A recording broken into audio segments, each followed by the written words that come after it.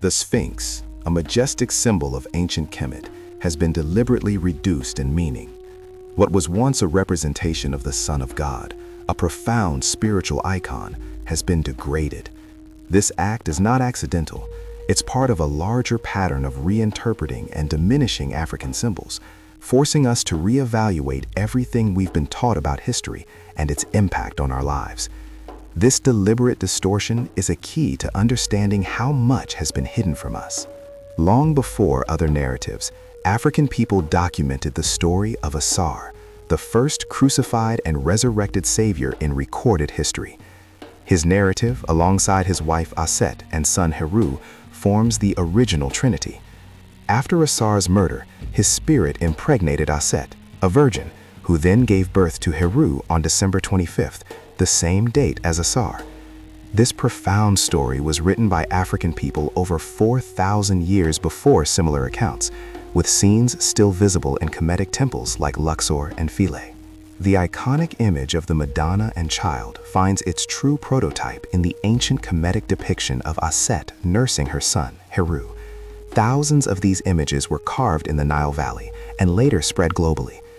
After Kemet's conquest, foreign occupiers initially worshipped these African deities. However, upon returning home, they Europeanized these African gods, rebranding them. What we now know as Osiris, Isis, and Horus, and eventually the Madonna and Child, are direct appropriations, literally pale imitations of the African original. The justification for enslavement often claimed Africans were heathens lacking a concept of God. Yet ancient Kemet possessed sophisticated spiritual understanding.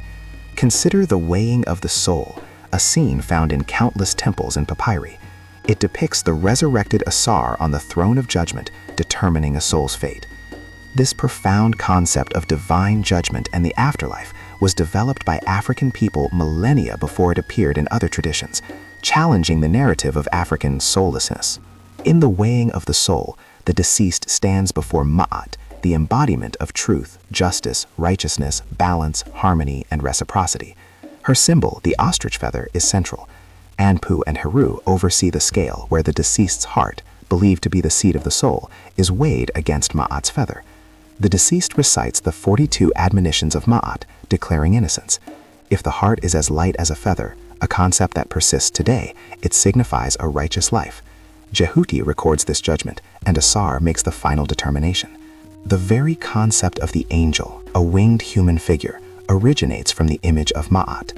Observe a 15th century painting of the Archangel Michael, a human figure with wings holding the scales of truth and justice, the very scale of Ma'at. On one side, a soul is weighed, on the other, forces of evil tug. This direct visual and conceptual lineage demonstrates how African symbols and spiritual ideas were adopted and recontextualized globally. Understanding these symbols is key to reclaiming a lost history. The technological advancements of ancient Kemet are astounding. Consider the glider of Saqqara, an object originally labeled a bird. In the 1970s, aeronautical engineers from NASA recognized its resemblance to modern aircraft. After studying its measurements, they built a scale model, placed it in a wind tunnel, and confirmed its capacity to fly. This object, with its unique wing placement and vertical tail, suggests aerodynamic thought existed thousands of years before the Wright brothers, challenging conventional timelines of human innovation. Our miseducation often associates castles with medieval Europe. Yet, a magnificent castle, complete with a drawbridge, moat, and towers, was built in Nubia as early as 1500 BCE. This architectural marvel, a city within a city, demonstrates sophisticated engineering and design by African architects thousands of years ago. These accomplishments, largely unknown, highlight the vastness of African technological greatness that has been systematically omitted from mainstream historical narratives. Professor George G. M. James, in his book Stolen Legacy, details how Alexander, the so-called Great, conquered Kemet. He closed temples, confiscated and burned thousands of books, and deposited the stolen knowledge into the Library of Alexandria. This act was not merely conquest, it was a deliberate transfer of accumulated African wisdom, setting the stage for Greek scholars to claim this knowledge as their own. This heist fundamentally altered the trajectory of intellectual history. The genius of figures like Hippocrates, Euclid, and Aristotle was largely built upon translated African knowledge. Hippocrates, revered as the father of medicine, lived over 1,000 years after Imhotep, Kemet's first physician. Euclid studied mathematics in Africa. Aristotle, Alexander's tutor, miraculously wrote over 300 books on 40 diverse topics, an impossible feat without the pre-existing Kemet texts. He simply translated MADONNA'S into Greek, passing off these creations as his own, a common practice for thieves seeking to cover their tracks. The deliberate erasure of African contributions extends to physical monuments. Approximately 75 to 80% of ancient Kemet statues of African kings, queens, and personalities are missing their heads, noses, or lips. This mutilation was a calculated attempt to disassociate African people from their own culture and civilization.